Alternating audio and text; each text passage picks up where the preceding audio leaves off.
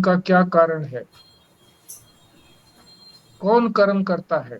तो बताया पांच। पांच करते हैं। अधिष्ठानम तथा कर्ता करणम च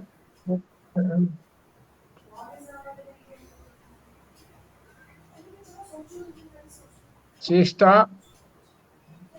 अधिष्ठानम तथा कर्ता करणम च विविध चेष्टा। और पांचवा हो गया देव। पांच कारण बताए। फिर आगे ये बताया कि आत्मा ही करती है।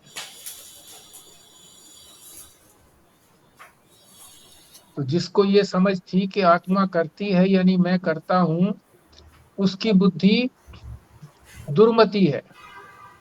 बुद्धि ठीक नहीं है। वो जो वस्तु जैसी है उसको वैसी नहीं जानता। फिर अगले श्लोक में ये बताया कि आत्मा नहीं करती है कर्म,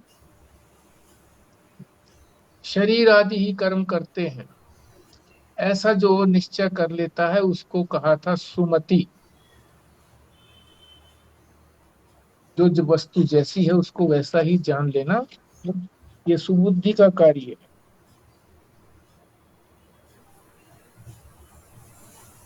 सुमति का कार्य है। अब 18वें श्लोक में भगवान ये बता रहे हैं कि कर्म का जो प्रारंभ होता है, जिसको प्रवृत्ति कहते हैं, किस वजह से होती है। पहले तो ये बताया था ना कि कौन कौन करता है कर्म को। अब ये बताया कि वो प्रवृत्ति कर्म प्रारंभ किस वजह से होता है, उसका क्या हेतु है, ये 18वें श्लोक में बताएंगे। पाठ करते हैं। ज्ञानम ज्ञेयम परिज्ञाता त्रिविधा कर्म चोदना कर्णम कर्म कर्तेति त्रिविध कर्म संग्रह।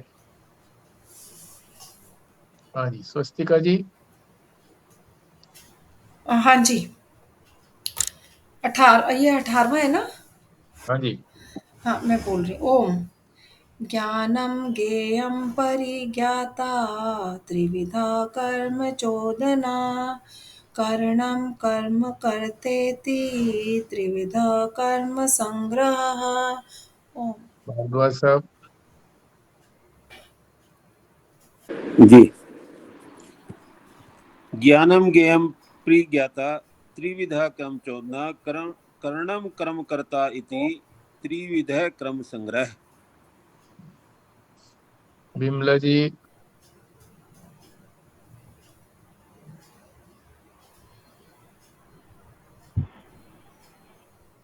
ज्ञानं ज्ञेयं परिज्ञाता विविधा कर्म चोदना कर्णं कर्म कर्ता इति विविधः कर्म संग्रहः। पुराना जी। ज्ञानं ज्ञेयं परिज्ञाता त्रिविधा कर्म चोदना कर्णं कर्म कर्ता इति त्रिविधा कर्म संग्रह। संजीव शर्मा जी। जी।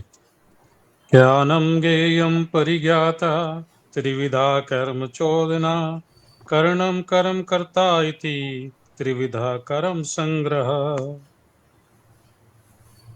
रेणु प्राशर जी। जी।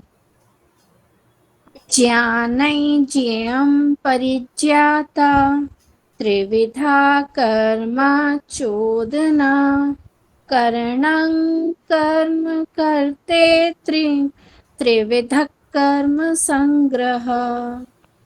भल्ला जी। जी। ज्ञानं ज्ञेयं परिज्ञाता त्रिविधा कर्म चोदना करणं कर्म कर्ता इति त्रिविधा कर्म संग्रह। ठीक। अर्थ समझते हैं। ज्ञानम, ज्ञान।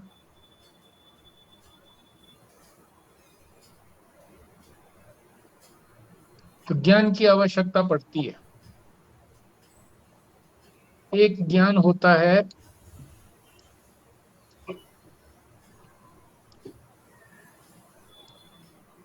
विषयों को जानने वाला,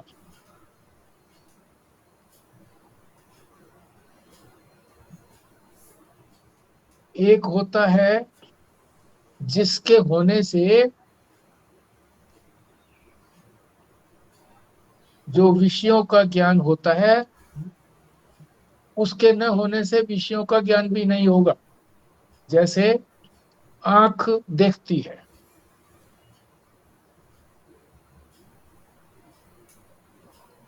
अगर वो ज्ञान ना हो तो आंख भी नहीं देख सकती। जो ज्ञान का ज्ञान है,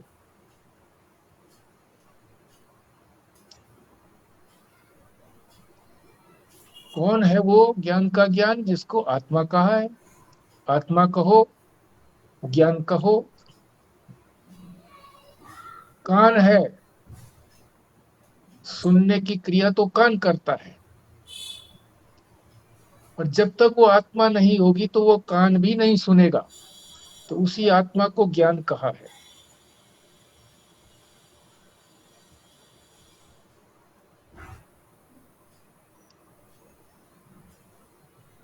जैसे संसार की जितनी वस्तुएं हैं, उनका जो ज्ञान है,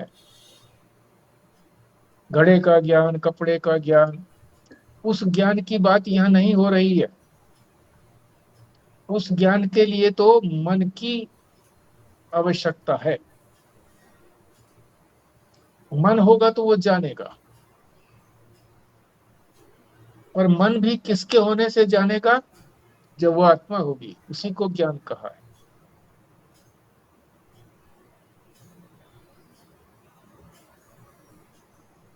तो ये विस्तार में चले गए हम, ठीक है, विस्तार में जाने में कोई बात नहीं। ज्ञानम, ज्ञान, ज्ञान होगा तभी हम किसी वस्तु के लिए जानने के लिए इच्छुक होंगे। यानी हमारे में आत्मा होगी तभी तो हमारी जिज्ञासा होगी, नहीं तो कहाँ होगी जिज्ञासा? मुर्दे को कोई जिज्ञासा नहीं होती। तो यहाँ अगर इस श्लोक को हमने 18वें को समझना है तो दो ही बातें समझनी है। पहली पंक्ति में जो तीन कही गई है शब्द, ज्ञानम ज्ञेयम परिज्ञाता। परिज्ञाता का मतलब होता है ज्ञान करने वाला, ज्ञाता। ज्ञेयम उसको कहते हैं जो ज्ञान जानने के योग्य है। चीजें तो बहुत हैं जानने के लिए, पर जो ज्ञाता, जिसने ज्ञान करना है वस्तु का, वो जिसको उपयोगी समझता है, ठीक समझता है, इष्ट समझता है, उसी को तो ज्ञान करेगा। वो उसी को तो जानने के लिए करेगा। उसको कहते हैं ज्ञेयम, जानने योग्य। एक होना चाहिए ज्ञाता, जानने वाला, जिसकी जानने की इच्छा है। दूसरा होना चाहिए ज्ञेयम, जो वस्तु जानने के योग्य। तीसरा है ज्ञान, वो भी होना चाहिए, जो भी बताया था विस्तार से। ये तीन होंगे, त्रिविधा, तीन होंगे तो कर्म चोदना अर्थात कर्म की प्रेरणा होगी। तो दो बातें बताई हैं पहली पंक्ति में। कर्म करने की प्रेरणा देने वाले कौन है? इनसे प्रेरणा होती है। ये तीन वस्तुएं होंगी तो हम किसी कर्म को प्रारंभ करेंगे। प्रेरणा होगी, प्रारंभ की बात नहीं हो रही है, प्रेरणा होगी उसकी कि करो। अगली जो एक पंक्ति है उसमें भी तीन इसी तरह से दिए हैं। उसमें क्या दिए हैं? कर्णम, यंत्र। बताइए आपको कौन से यंत्र हैं? हमारी सारी पांच ज्ञानेंद्रियां, पांच कर्मेंद्रियां, अंतःकरण, प्राण, ये सारे यंत्र हैं। कर्णम, कर्म, कर्म कहते हैं क्रिया, और कर्तेति का अर्थ है कर्ता। वहां कहा था ज्ञाता, जानेगा। यहाँ कहेंगे, कह रहे हैं कर्ता, कर्तेति माने कर्ता। किनके द्वारा करेगा? यंत्रों के द्वारा, बुद्धि के द्वारा, मन के द्वारा, इंद्रियों के द्वारा, इनके द्वारा कर्म करेगा। और जो कर्म संपन्न होगा उसको कहते हैं कर्म। कर्म संग्रह, अंतिम शब्द है कर्म संग्रह, यानी कर्म संपन्न होना। पहली पंक्ति में तो ये था कि ये कर्म होने की प्रेरणा, शुरू करने की प्रेरणा कैसे होगी? जब 3 होंगे तब होगी। ज्ञान तो होना ही चाहिए, आत्मा तो होनी चाहिए। फिर जो जानना चाहता है वो भी होना चाहिए, ज्ञाता। और फिर ज्ञेयम, जो जानने के योग्य है, जो कर्ता को इष्ट है, कर्ता जो चाहता है वो भी हो। तब कर्म की प्रेरणा शुरू होगी। और दूसरी पंक्ति में कह रहे हैं कि कर्ता भी होना चाहिए, कर्म करने वाला। नहीं तो कर्म कौन करेगा? कर्म करने वाला। और यंत्र भी होने चाहिए उसके पास। बड़ा ही है, करने वाला तो है, वो कर तो सकता है, पर यंत्र नहीं है, कुछ नहीं कर पाएगा। यंत्र होने चाहिए। यहाँ पर कौन से यंत्र हैं? हमारे 5 ज्ञानेंद्रियां, कर्मेंद्रियां, अंतःकरण, प्राण। और फिर इनसे जो क्रिया होगी तो वो काम संपन्न हो गया, पूरा हो गया। तो पहली पंक्ति में 3 कारण बताए क्रिया के प्रेरक, जिनसे प्रेरणा होती है करने की। और दूसरी पंक्ति में 3 कारण बताए जिनसे कर्म पूरा होता है, कर्म संपन्न होता है। अब इसको समझते हैं। ज्ञान जो बताया ही था कि जो इन सारे ज्ञानों का ज्ञान है, आत्मा। ज्ञान तो आंख करती है, रूप का ज्ञान, कान शब्द का ज्ञान, नाक जो है गंध का ज्ञान, जिह्वा जो है वो रस का ज्ञान, स्पर्शेंद्रिय हमारी चमड़ी जो है ये स्पर्श का ज्ञान करती है।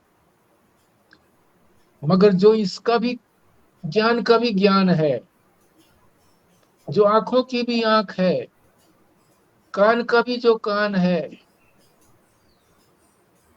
वो कौन है? आत्मा। ज्ञान, वो ज्ञान होगा तभी ये हो पाएंगे। ये ज्ञान की बात हो गई। दूसरा है ज्ञेय। ज्ञेय माने जो जानने के योग्य है। वस्तुएं तो बहुत हैं, पर सबको व्यक्ति तो ये नहीं समझता कि सारी जानने के योग्य हैं। जो जिस विषय को जानना चाहता है, जिसने इंजीनियरिंग में एडमिशन ले लिया तो वो इंजीनियरिंग के विषय को जानना चाहता है। जिसने मेडिकल में लिया वो शरीर विज्ञान के लिए वो जानना चाहता है। तो जो उसको इष्ट होता है, जानने के योग्य जो है, उसको कहते हैं ज्ञेय। और तीसरा परिज्ञाता, जो जानने वाला है। जानने वाला अगर नहीं हो, ये जानने वाला कौन सा है? आत्मा नहीं है ये वो अहंकार वाला है। मैं है, मैं अहंकार की वृत्ति वाला है ये जानने वाला, परिज्ञाता, जिसको जीव आत्मा कहते।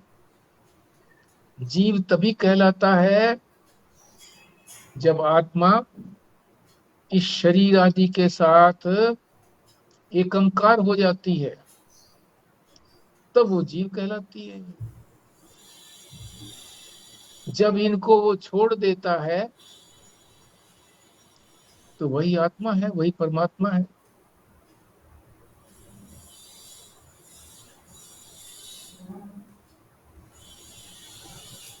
जब अविद्या होती है तो उसको जीवात्मा कहते हैं। जब उसको ज्ञान हो जाता है, विद्या हो जाती है, तो फिर वही आत्मा है, फिर वो जीव नहीं रहता।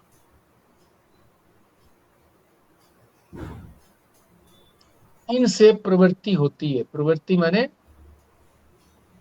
प्रेरणा, कि शुरू करो। जैसे रेस के अंदर बोल देते हैं ना कि तीन पर तुमने भागना है, 1 2। अभी जो है वो प्रेरणा हो रही है, 3 कहते ही प्रेरणा हो जाएगी। तो यहां भी इसी तरह से तीनों को जब कहेंगे,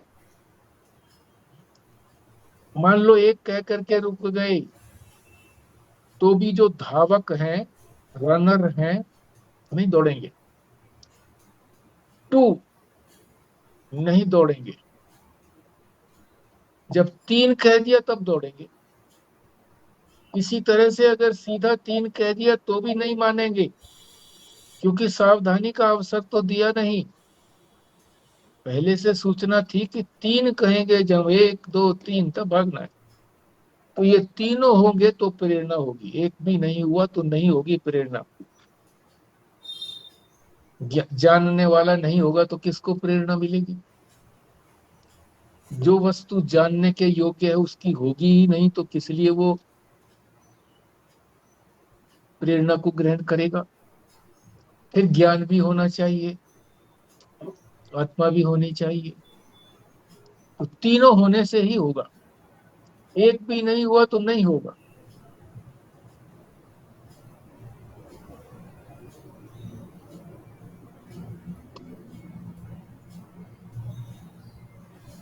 प्रवृत्ति जब होती है, इस तरह से प्रेरणा जब होती है, तभी तो हम किसी चीज को जानते हैं। जानने की क्रिया है, पहली पंक्ति के अंदर जानने की क्रिया है, अभी करने की क्रिया नहीं है, वो दूसरी पंक्ति में आएगी। तो जानते किससे हम? जानने वाला कौन सा यंत्र है हमारे पास?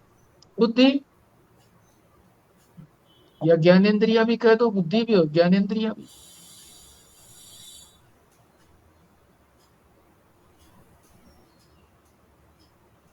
बुद्धि में सामर्थ्य है जानने की, बुद्धि नहीं हो तो नहीं जान सकते।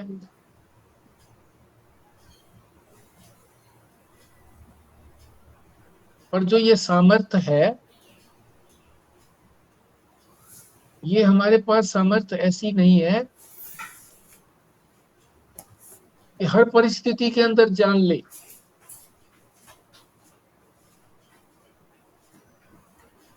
बुद्धि वृत्ति के अंदर है, अगर प्रकाश कम है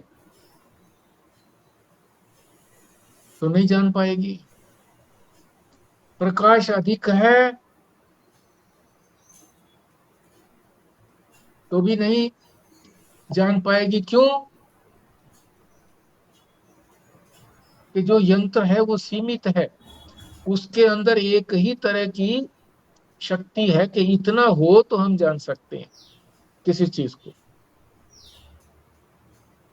कम हो तो नहीं जान सकते, अधिक हो तो नहीं जान सकते।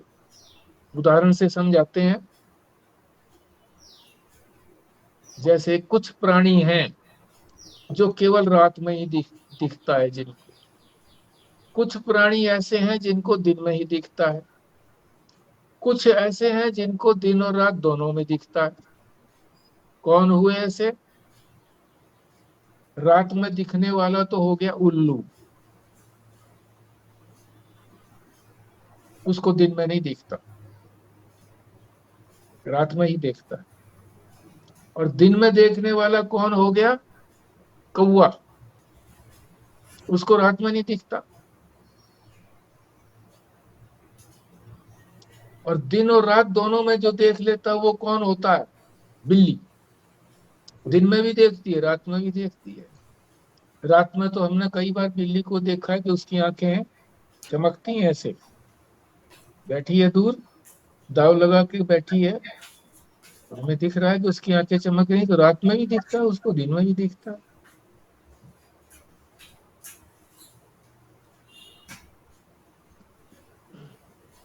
उल्लू दिन में क्यों नहीं दिखता उल्लू को? क्योंकि प्रकाश इतना तेज होता है कि उसकी आंखें चौंधी आ जाती हैं। बहुत तेज प्रकाश हो तो आंख खुली नहीं रहती, बंद हो जाती। सामान्य प्रकाश हो तो वो देख सकता है, अब दिन में तो खूब प्रकाश होता है तो नहीं देख पाता।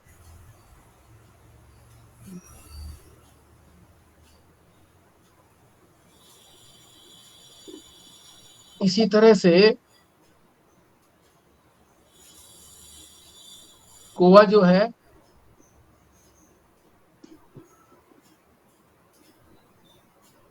वो भी इसी तरह से दिन में देखता है, रात में नहीं देख पाता। उसमें इतनी सामर्थ्य नहीं है आंख के अंदर। और बिल्ली के अंदर दोनों प्रकार की सामर्थ्य है।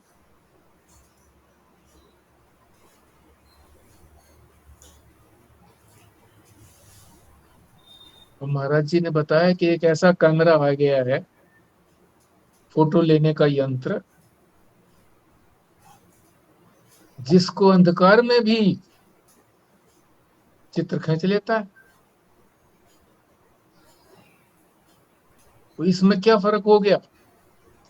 उस विशेष कमरे के अंदर कोई कांच ऐसा लगा होता है जो अंदर प्रकाश को अत्यधिक बढ़ाने की शक्ति ले लेता है। अंधेरे में भी प्रकाश तो होता है, प्रकाश ना हो तो अंधेरा कैसे दिखाई देगा? दिखता भी उसी प्रकाश की वजह से है, मगर वो इतना कम होता है प्रकाश कि प्रकाश मालूम नहीं पड़ता, अंधकार ही अंधकार मालूम पड़ता है। वो कैमरा जो विशेष बनाया है उसमें जो कांच लगाया है वो ऐसा है कि वो उस हल्का प्रकाश को ही, जो हम सामान्य आंखों से नहीं देख पाते, वो उसको बढ़ा करके फोटो खींच लेता है।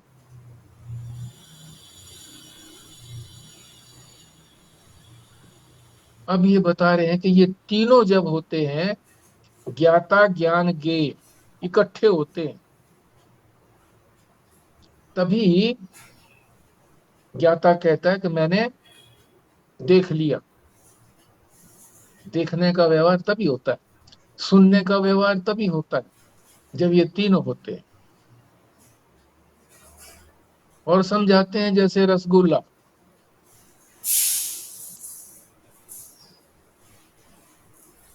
अब रसगुल्ला खाएगा कौन? मैं, जिसको परिज्ञाता कहा, ज्ञाता। और उसको क्या क्या योग्य है उसके खाने के लिए? रसगुल्ले को पसंद करता है, वो उसका इष्ट है, तो रसगुल्ला हो गया ज्ञेय। और रसगुल्ला जब उसने खाया तो उसका ज्ञान हुआ कि बड़ा स्वादिष्ट लगा, तो ज्ञान हो गया।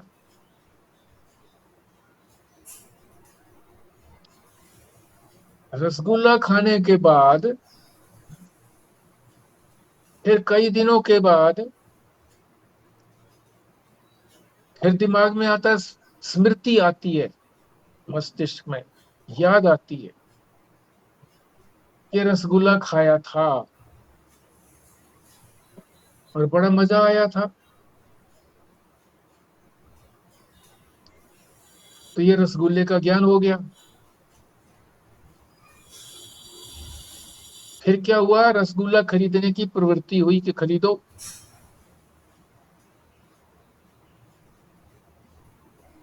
उसमें रुकावट भी आ सकती है। कैसे? जेब में हाथ डाला, डाला तो लगा ये कि रुपया है तो ठीक है, सर रसगुल्ला आ जाएगा, पहले जमाने की बात थी। निकाला तो देखा तो वो पैसा था, गोल पैसा, रुपए की आकार का।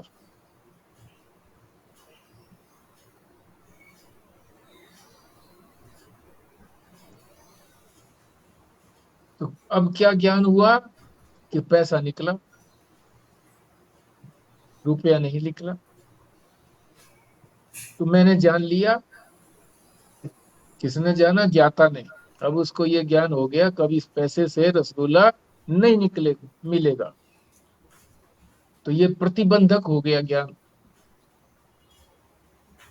तो पहले वो दुकान की तरफ जा रहा था, हाथ जेब में डाले हुए कि ठीक है रुपया है। अब पहुंचने से पहले थोड़ी दूर पर ही उसने निकला पैसा, मुड़ गया वापस।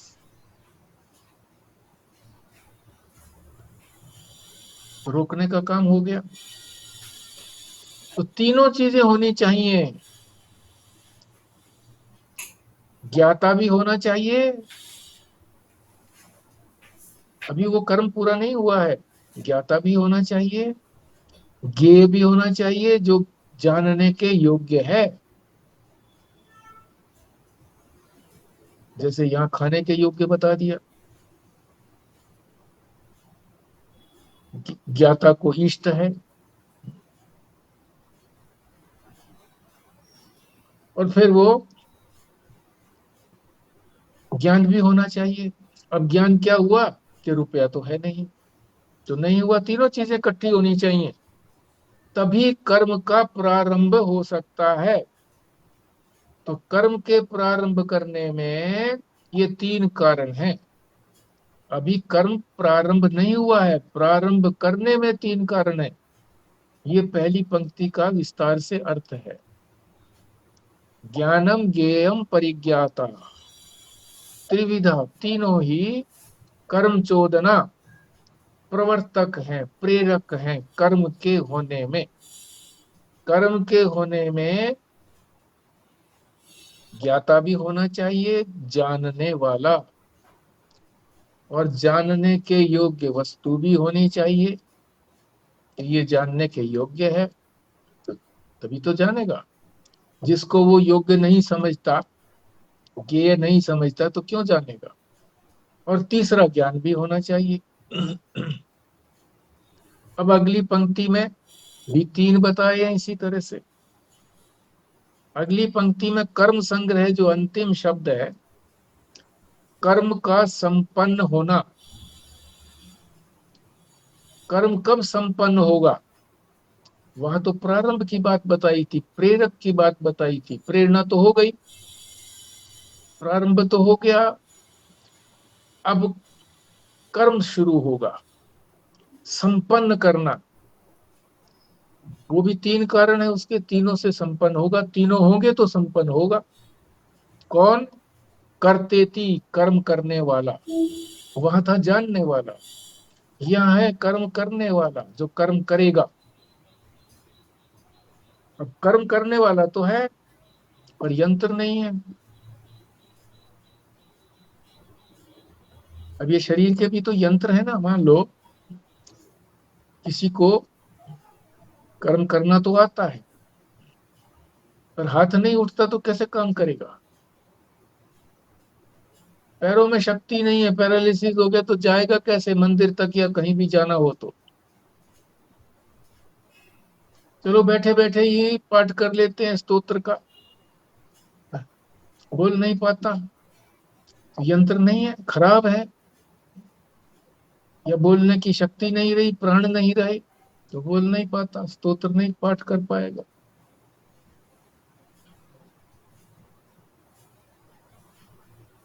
इसमें भी तीन चीजें मिलकर के ही कर्म संपन्न होगा।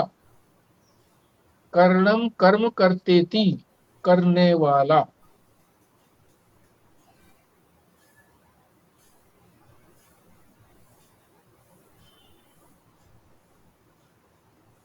जो इंद्रियों के माध्यम से कर्म को करेगा। और इंद्रियां हो गई कर्ण, जिनके द्वारा क्रिया की जाती है, उसको कर्ण कहते हैं। कर्ण हमारे पास दो तरह के हैं, बाह्य कर्ण और अंतर कर्ण। बाह्य कर्ण कौन से हैं? जो बाहर की तरफ क्रिया करते हैं। पांचों ज्ञानेंद्रियां, पांचों कर्मेंद्रियां, ये बाहर का ज्ञान करती है, बाहर का कर्म करती है। आंख देखने का कर्म करती है, हाथ का करने का कर्म करते हैं, बाहर के क्रियाओं को करते हैं, बाहर की क्रियाएं। और अंतःकरण अंदर की क्रियाएं करते हैं।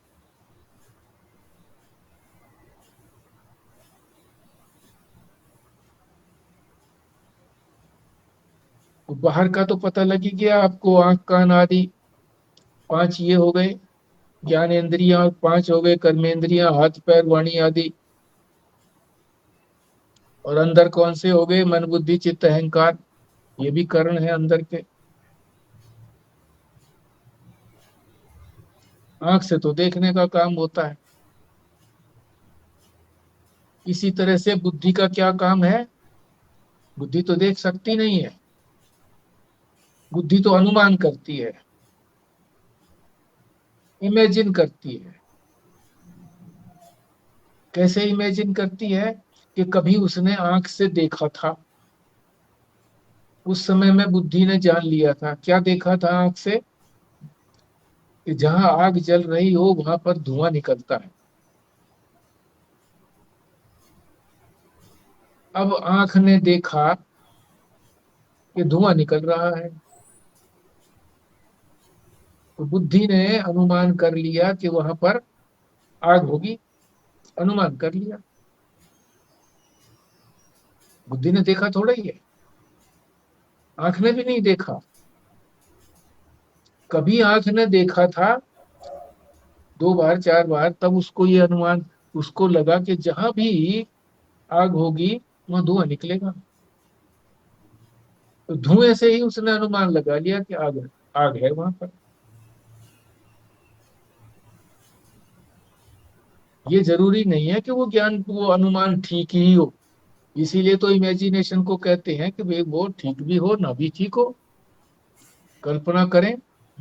कल्पना ही तो हुई एक, मन से कल्पना होती है। ठीक भी निकले ना भी ठीक निकले, निश्चित नहीं है। धुआं निकलता हुआ देखा, और सामने पहाड़ पर देखा, तो वहां भी अनुमान किया उसने कि वहां आग होगी। जब उसके नजदीक गए तो देखा तो वहां तो भाप उठ रही हैं। भापों से ही कंफ्यूजन हो गया था कि ये तो धुआं है, क्योंकि धुएं की तरह से ही वहां पर उठता है भाप सी।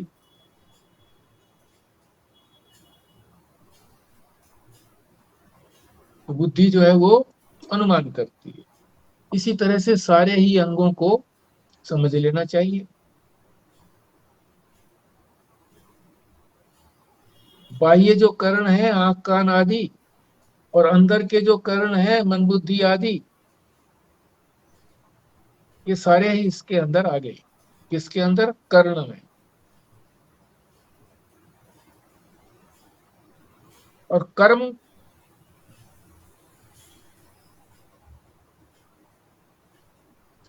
कर्म जो है वो करने वाला कब किसके लिए करेगा? जो उसको इष्ट होगा, जो उसको अधिक प्रिय होगा, सबसे प्रिय होगा, उसी को ही तो वो, उसी के लिए ही तो कर्म करेगा।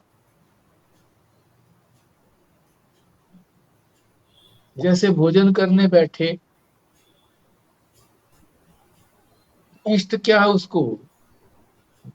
भात खाना है। भात माने चावल, चावल खाना है। तो भात जो है वो तो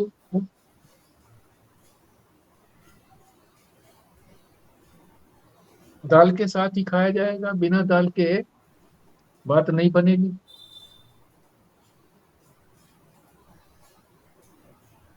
दाल मिला करके भात कह बोलते हैं, खाते हैं, परंतु खाना तो भात ही है। इसी तरह से रोटी को लोग सब्जी के साथ खाते हैं।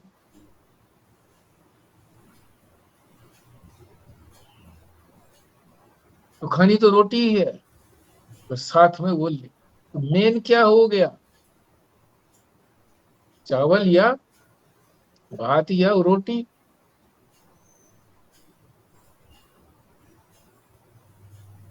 तो जो इष्टतम होता है, इष्ट तो भात खाना ही है, इष्ट तो रोटी ही खाना ही है। रोटी भी खा सकते हैं, किसी और चीज से खा सकते हैं, सब्जी नहीं है तो चलो नमक ही सही, चलो गुड़ ही सही।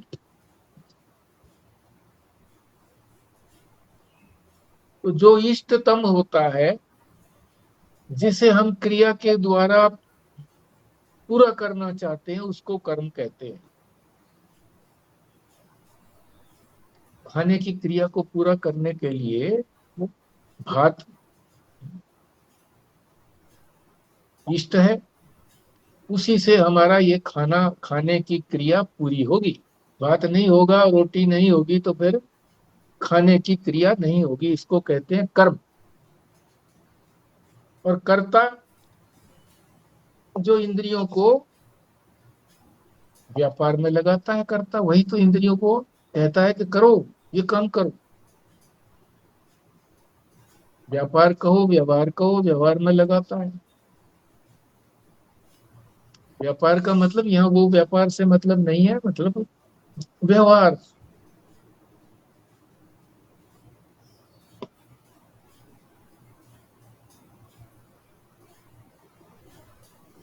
जो कर्णों, कर्ण जो है वो तो साधन हो गए ना, उन साधनों को जो व्यवहार में लगाता है उसको कहते हैं कर्ता। तो यहाँ ये बता रहे हैं महाराज जी, जैसे कोई आदमी जरूरी बात बता रहा हो, बहुत जरूरी बात है, तो हम ध्यान से सुनने के लिए जो सुनना चाहता है उसकी बात को, तो आंख बंद कर लेता है। अच्छा, ठीक है। क्यों कर लेता है कि आंख जो है वो ध्यान दूसरी तरफ लेकर के जाएगी। सामने कोई चीज हो गई, आ गई कोई चीज, तो वो ध्यान उधर बट जाएगा, इसलिए उधर ध्यान ना जाए, इसलिए आंख को बंद कर लेता है।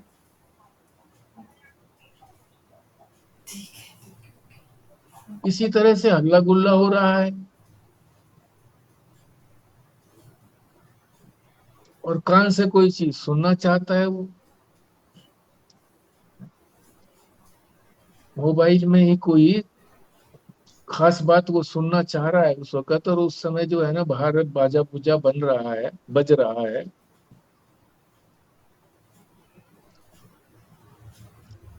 तो और जो कर्ण है हमारे, उनको समेट लेता है, केवल उधर उधर ही केंद्रित रखता है।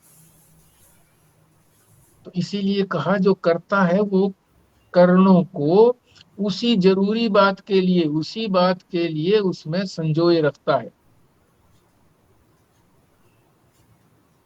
तो कर्ता यहाँ पर कौन होगा, अहंकार रूपी मैं,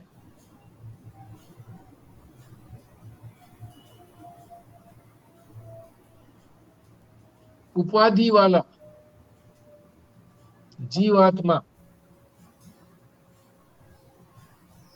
तो कर्म में प्रवृत्ति यानी प्रेरणा कब होगी, जब ज्ञाता ज्ञान ज्ञेय तीनों हो।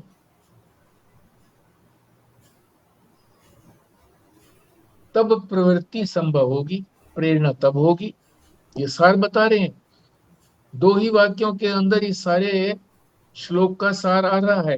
क्या, कर्म में प्रेरणा, किसी कर्म को करने की प्रेरणा कब होगी, जब ज्ञाता ज्ञान ज्ञेय तीनों हो, तो वो प्रवृत्ति प्रेरणा संभव होगी, प्रेरणा। और जब कर्ता कर्म और कर्ण ये तीनों हो, तो कर्म संपन्न होगा। एक प्रेरक हैं ये तीन पहले वाले, और दूसरे जो है वो संपन्न करने वाले, पूरा करने वाले। क्योंकि कर्म जो होगा वो तो कर्मेंद्रियों से ही होगा, उसमें कर्ता भी होना चाहिए करण भी होने चाहिए और फिर क्रिया होगी, तभी तो क्रिया होगी। और प्रेरणा के लिए ज्ञान भी होना चाहिए वस्तु का। जो ज्ञान करता है कर्ता भी, ज्ञाता भी होना चाहिए, ज्ञाता, और फिर उससे ज्ञान होगा।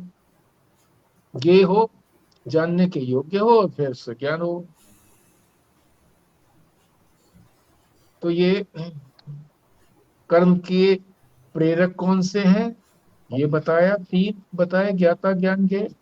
और कर्म को पूरा करने वाले कौन से हैं, वो भी तीन हैं, कर्ता, करण और कर्म।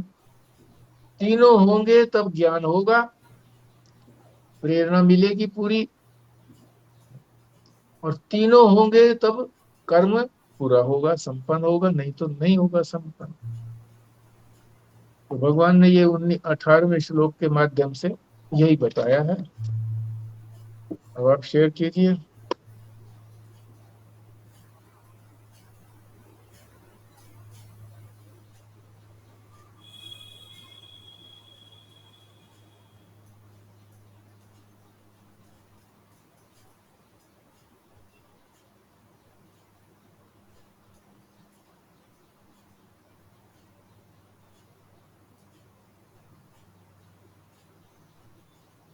इसमें तीन बात विशेष बताई जी, ज्ञान और ज्ञाता। हाँ जी। अगर वैसे भी देखें तो विषय, इंद्रियां और ज्ञाता, ये जो जीव, इसके भी समझ सकते हैं कि जी विषय होगा, इंद्रियां होंगी, और कर्ता भोक्ता होगा, जीव होगा, तभी कर्म हो पाएगा, नहीं तो नहीं हो पाएगा। हाँ ठीक बात है। इंद्रियां, हाँ ठीक है, इंद्रियों के अंदर वही आ गया ना, जो ज्ञान इंद्रियां होंगी। ठीक है, ज्ञान इंद्रियां ज्ञान करती है ना, कर्म इंद्रियां तो नहीं करती। ठीक बात। इसमें जीव जिसको कह रहे हैं, ये उपाधि वाला जीव कह रहे हैं ना जी, उपाधि वाला, उपाधि। जिसमें अहंकार है, जो मैं कह रहा हूँ जी, मैं करता हूँ, मैं देखता हूँ, हाँ तो ये क्या ज्ञाता हो गया। हाँ ठीक है, ज्ञान करना चाहता है वो तो ज्ञाता हो गया, कर्म और करना चाहता है तो कर्ता हो गया। गे की जो बात बताई है, गे की जो उसको इष्ट होता है, वही वही गे है। मतलब जो हाँ उसको अच्छा लगता है उसी के बारे में तो ज्ञान करना चाहेगा ना जी। ठीक बात।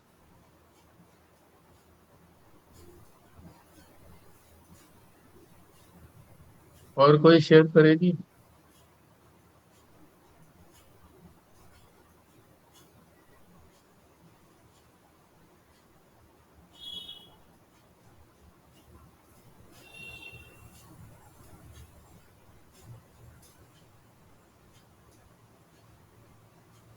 चलो फिर दूसरी तरफ मुख कर लेते हैं अपना, आनंद रत्नाकर रस। हाँ जी।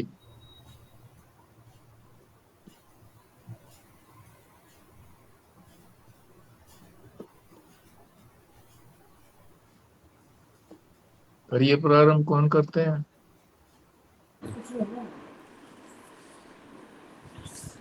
आज का विषय है जी, मन एक असाधारण भूत। असाधारण भूत। भूत। हाँ अच्छा, भय और ऊ लगा दिया और तय, भूत है। हाँ। अच्छा। एक कहानी सुनाते हैं आपको। एक आदमी ने एक भूत सिद्ध किया। हम्म। यह एक काल्पनिक बात है। भूत ने उस आदमी से कहा, तुम जब तक हमको काम देते रहोगे तब तक तो हम तुम्हारी आज्ञा का पालन करते रहेंगे, और यदि तुम मुझसे काम नहीं करोगे, नहीं लोगे, तो हम तुमको खा जाएंगे। उस आदमी ने बताया कि अमुक जगह से, विलायत से ये ले आओ, वह ले आओ, भूतों को तो चाहिए काम। अब भूत उस आदमी के पीछे पड़ा, जितना काम बताया जाए वह 2 मिनट में, 5 मिनट में, 10 मिनट में खत्म कर दे। फिर सामने आ खड़ा हो कि काम बताओ। अब तो बेचारा आदमी घबराया कि यह तो हमको खा जाएगा। वह एक महात्मा के पास भागा भागा गया। महात्मा ने कहा, अच्छा तुम घबराओ मत, उस भूत से कहो कि एक इतना लंबा बांस लावे जिससे ऊंचा बांस दुनिया में और कोई न हो। भूत ने कहा, भूत गया और भूत ढूंढते ढूंढते एक बांस ले आया। तब महात्मा के अनुसार उसने कहा उसको ऐसा गाड़ो कि फिर यह न उखड़े। भूत ने गाड़ दिया। महात्मा ने कहा अब तुम इस भूत से कहो कि अब जब तक तुम दूसरी आज्ञा न दो तब तक तुम इस बांस पर चढ़ो और उतरो।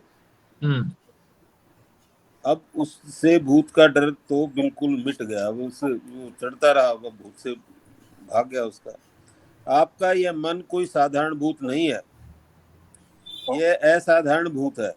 आप इसको एक आलम्बन या एक बांस दीजिए। जिस समय आप इससे कोई काम न ले रहे हो उस समय आपका यह मन नीचे से ऊपर, ऊपर से नीचे, आपके बांस पर, आपकी पीठ की रीढ़ में, आपकी सुषुम्ना में, आपके सर चक्र में, आपके भगवान में, नाम जप में, आपके वृंदावन में, आपके गोलक में, आपके वैकुंठ में, आपके दिव्य धाम में, आप उस श्याम सुंदर में विचरे और चढ़े और उतरे। जब दुनिया का काम आए तब कर लो। जब जहाँ यह मन बेकार होगा वहां तुम्हें अस्वस्थ कर देगा और ले जाकर कहीं न कहीं गड्ढे में, बेकार वस्तुओं में, निकम्मेपन में डाल देगा। इसलिए अपने हृदय में एक ऐसा आलम्बन रखो कि घूमने फिरने के बाद अपना मन काम करने में लग जाए। ये है जी आज का। अपने शब्दों में बताओ जी, क्या इसका सार है? इसका मेरे हिसाब तो यही सार के अंतर्मुखी बनो जी। जब भी अंतर्मुखी बनो, ज्यादा से ज्यादा अंतर्मुखी रहो, अपने काम निपटाओ, फिर अंतर्मुखी हो जाओ। हाँ, ठीक बात है। बाहर के तो विषय इतने याद भी नहीं रहेंगे कि ये फटाफट बाहरी विषयों पर जब ही चला जाएगा। 1 सेकंड में वहां पे चला जाता है, कह देगा कि हाँ जी पहुंच गया, अब आगे बताओ। अगला सोच नहीं पाओगे इतना, ये फिर वहां पहुंच जाएगा। मगर अंदर की जो यात्रा है ये तो एक ही तरफ जाने वाली है। इसमें कोई सोच विचार की बात नहीं है, सीधे परमात्मा की तरफ। बस परमात्मा के लिए कर्म, परमात्मा के लिए प्रेम भक्ति, परमात्मा का ही ज्ञान, सब कुछ परमात्मा एक ही तरफ हो गया। बस जैसे एक बांस गाड़ दिया, वो जैसे शंकर भगवान ने जो ब्रह्मा और विष्णु का आपस में जो विरोध हो गया था कि मैं बड़ा, तो उन्होंने एक स्तूप सामने खड़ा कर दिया। वो शंकर रूप स्वयं ही खड़े हो गए वहां पर। अब इसका पता लगाओ जी, इसकी जड़ का पता लगाओ, या ऊपर वहां तक पता लगाओ तो आकाश में कहां तक जाएगा। अब दोनों ने अपना अपना चुन लिया। ब्रह्मा जी ऊपर गए, विष्णु जी नीचे गए। अब पता नहीं लगा सके।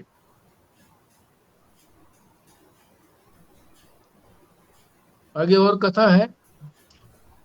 मतलब ये है कि वो जब तक परमात्मा का पता ना लगे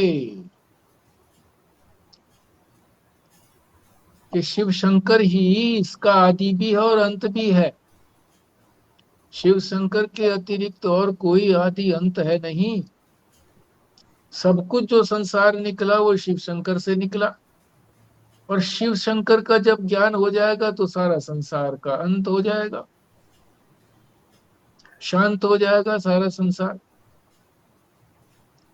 तो यही है कि जो हमारे पास यंत्र है, यहाँ मन की बात कह रही, मन को लगा लो, बुद्धि को लगा लो, इंद्रियों को लगा लो, शरीर को लगा लो, सबको जो है वो परमात्मा की तरफ केंद्रित कर दो। तो बाहर से हटा करके इधर केंद्रित कर दो, तो जो हमारा उद्देश्य है वो पूरा हो जाएगा। अशांत नहीं रहेंगे, शांत अवस्था में, आनंद की अवस्था में पहुंच जाएंगे। जी, और कोई अपने उद्गार प्रस्तुत करे।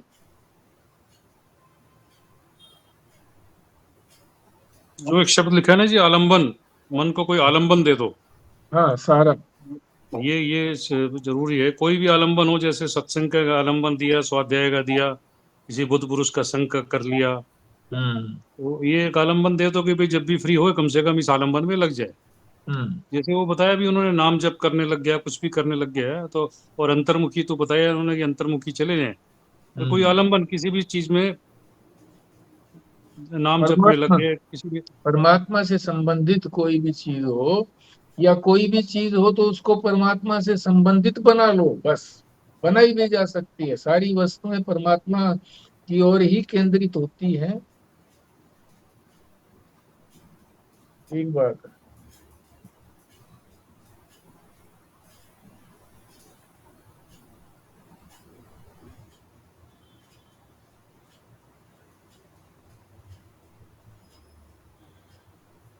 आज पराशर जी ने जो श्लोक का उच्चारण किया, तो हम लोग तो ज्ञ बोलते हैं, इन्होंने जो जय बोला, जय।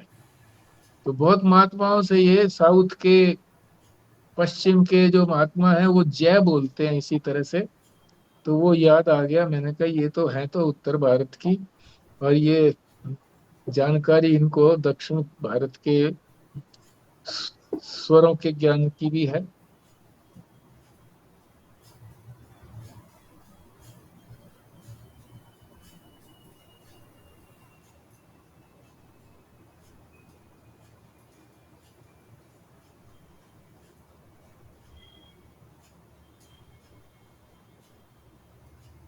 आपके पास कोई और गीता भी हो तो उससे कंपैरेटिवली आप तुलना करके देखिए कि हो सकता है कि दूसरी बुक के अंदर कोई और नई बात भी पता लग जाए। मान लीजिए अखंडानंद जी की है जो 18वें अध्याय से संबंधित हो, अलग अलग भी हैं उनके, और एक पूरी गीता भी है जिस पर उन्होंने अपना कमेंट्री लिखी है। और भी अनेक गीताएं हैं। बट ये महाराज जी की जितनी है ना जी, जितनी विस्तार से और जितना सरल भाषा में है, हाँ ऐसी कहीं मिलेगी नहीं करके। इस्कॉन वालों की भी मैंने देखी जैसे करके ना, हाँ तो हाँ। शब्द का ही, वो शब्दों को ही उसको ही खोल करके लंबा कर देते हैं विस्तार से, हम्म मगर बाकी ज्यादा व्याख्या में पढ़ने का फायदा नहीं है। फिर वो कई बार वो कंफ्यूज भी कर देंगी बहुत ज्यादा अगर होंगी तो। ऐसे तो काफी है, ये श्री कृष्ण संदेश जो महाराज जी की पुस्तक है, हाँ ये हाँ। एक मोर देन सफिशिएंट है ये। नहीं, कई बार ये शंका हो सकती है मन में, ये हो सकता है कि भाई देखो इन्हीं की गीता हम पढ़ रहे हैं, और गीताएं जो बहुत लोग बोलते हैं जी हम तो वो इस्कॉन वालों की गीता को ला रखी है, हमने वो पढ़ते हैं, हमें तो बड़ी समझ में आती है, बड़ी अच्छी लगती है।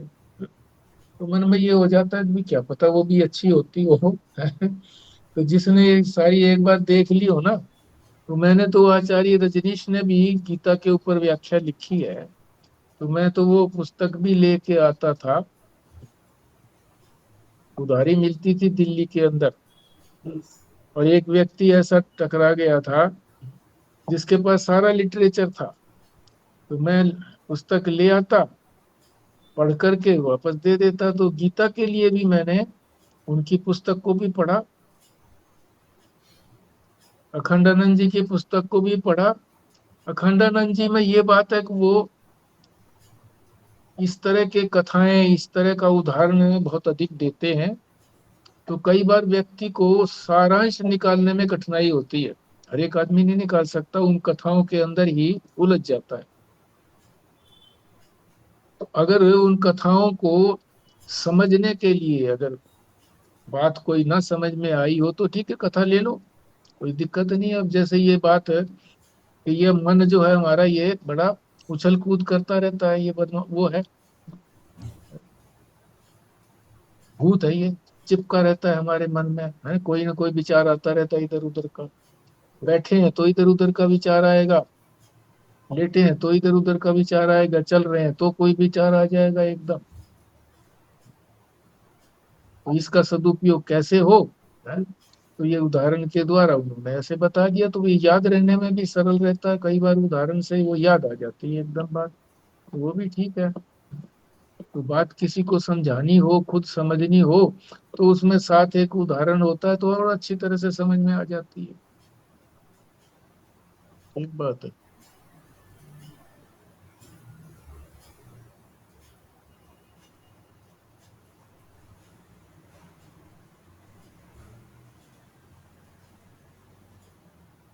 आज किसी पुस्तक का स्वाध्याय कर रहा था तो उसमें एकदम ये बात दिमाग में कौन दी, ये भी ठीक है, ये भी ठीक है। फिर वो एक किसी का उदाहरण था, वो सब ध्यान में आ गया एकदम, राजा का और उसका मंत्री का। वो हर एक बात में ये कहता था ये भी ठीक है, ये भी ठीक हुआ, ये भी ठीक हुआ, कोई गलत होता ही नहीं। मतलब हर चीज को एक्सेप्ट कर लेना। और फिर उस उदाहरण के द्वारा ये भी समझाया गया कि कैसे ठीक रही वो बात।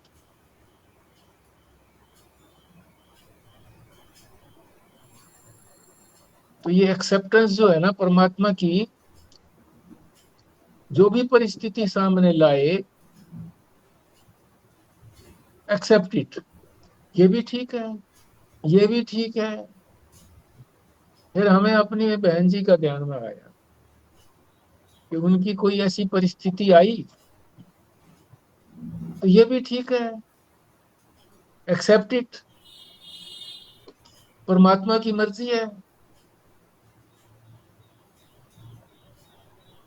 सब कुछ ठीक करता है परमात्मा, कभी गलत करता ही नहीं है, हमारे कल्याण के लिए ही करता है।